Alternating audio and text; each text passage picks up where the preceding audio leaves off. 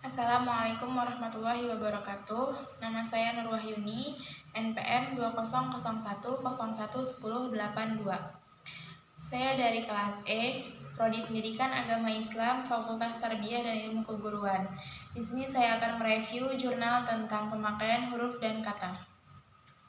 Yang pertama ada huruf kapital. Huruf kapital pemakaiannya dibagi menjadi 15, yaitu A. Huruf kapital atau huruf besar dipakai sebagai unsur pertama kata pada awal kalimat. B. Huruf kapital dipakai sebagai huruf pertama petikan langsung. C. Huruf kapital dipakai sebagai huruf pertama dalam ungkapan yang berhubungan dengan nama Tuhan dan kitab suci, termasuk kata ganti untuk Tuhan. D. Huruf kapital dipakai sebagai huruf pertama nama gelar, kehormatan, keturunan dan keagamaan yang diikuti nama orang. E.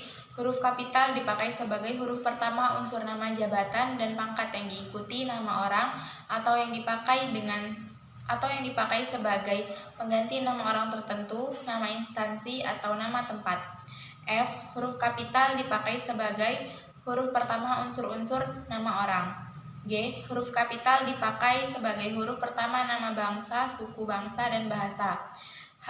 Huruf kapital dipakai sebagai huruf pertama nama Tuhan, bulan, hari, dan hari raya, dan peristiwa sejarah.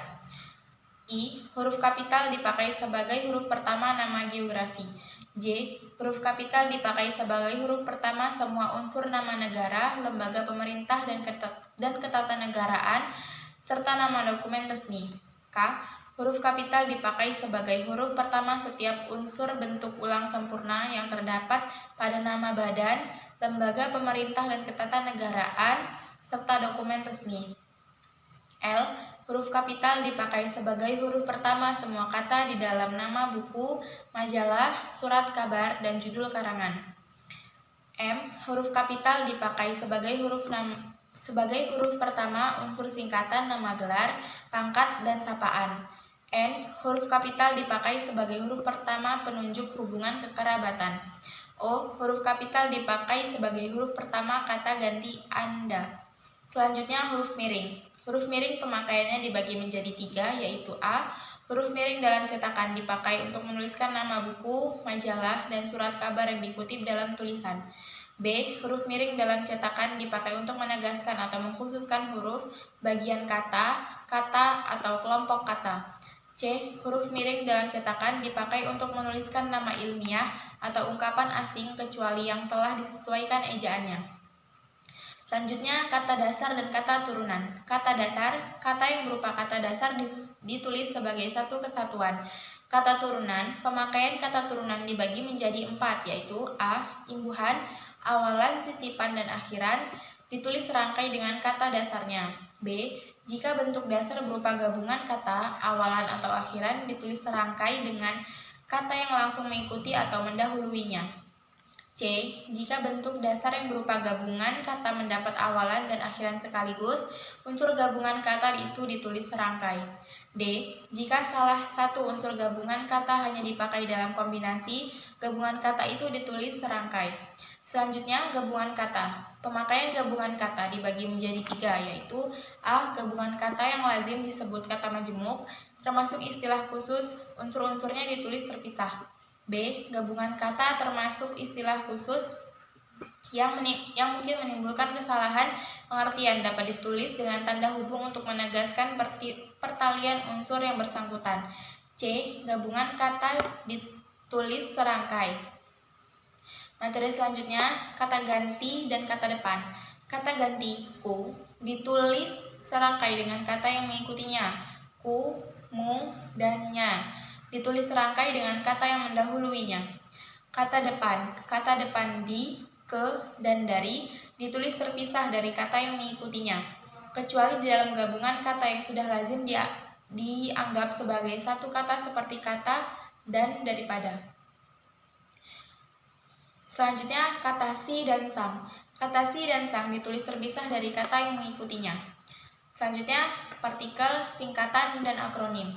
Partikel dibagi menjadi 3. A. Partikel lah, kah, dan tah ditulis serangkai dengan kata yang mendahuluinya. B. Partikel pun ditulis terpisah dari kata yang mendahuluinya. C. Partikel per yang berarti mulai, demi, dan tiap ditulis terpisah dari bagian kalimat yang mendahului atau mengikutinya. 2. Singkatan dan akronim. Singkatan adalah salah satu hasil proses pemendekan yang berupa huruf atau gabungan huruf yang dieja huruf demi huruf. Singkatan dibagi menjadi 4, yaitu yang pertama, singkatan nama orang, nama gelar, sapaan, jabatan, atau pangkat diikuti dengan tanda titik. 2.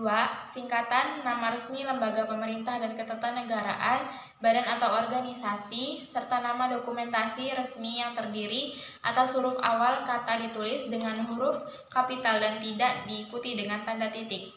3. Singkatan umum yang terdiri atas 3 huruf atau lebih diikuti 1 tanda titik. 4. Lambang kimia. Singkatan satuan ukuran, takaran, timbangan, dan mata uang tidak diikuti tanda titik. Akronim. Akronim adalah bentuk penyingkatan satu kata atau lebih menjadi gabungan beberapa suku kata yang diperlakukan sebagai kata. Akronim dibagi menjadi 3. 1. Akronim nama diri yang berupa gabungan huruf awal dari deret kata ditulis seluruhnya dengan huruf kapital. 2. Akronim nama diri yang berupa gabungan suku kata atau gabungan huruf dan suku kata dari deret kata ditulis dengan huruf awal huruf kapital. 3. Akronim yang bukan nama diri yang berupa gabungan huruf, suku kata, ataupun gabungan huruf dan kata dari deret kata seluruhnya ditulis dengan huruf kecil. Selanjutnya, angka dan bilangan. Angka dipakai untuk menyatakan lambang bilangan atau nomor. Angka digunakan untuk menyatakan ukuran panjang, berat, luas, dan isi, satuan waktu, nilai uang, dan kuantitas. Angka lazim dipakai untuk melambangkan nomor jalan, rumah, apartemen, atau kamar pada alamat. Penulisan lambang bilangan dengan huruf dilakukan dapat ditulis dengan bilangan utuh dan bilangan pecahan. Penulisan lambang bilangan tingkat. Selanjutnya, penulisan lambang bilangan yang mendapat akhiran an. Selanjutnya, lambang bilangan yang dapat dinyatakan dengan 1 atau 2 kata ditulis dengan huruf, kecuali jika beberapa lambang bilangan dipakai secara berurutan, seperti dalam perincian adat atau pemaparan.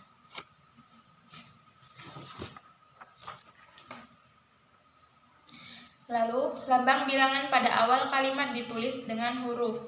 Jika perlu, susunan kalimat diubah sehingga bilangan yang tidak dapat dinyatakan dengan 1 atau 2 kata tidak terdapat pada awal kalimat. Selanjutnya, bilangan tidak perlu ditulis dengan angka dan huruf sekaligus dalam teks, kecuali dalam dokumen resmi seperti akta dan kwitansi. Terakhir, jika bilangan dilambangkan dengan angka dan huruf, penulisannya harus tepat. Sekian dari saya, terima kasih. Wassalamualaikum warahmatullahi wabarakatuh.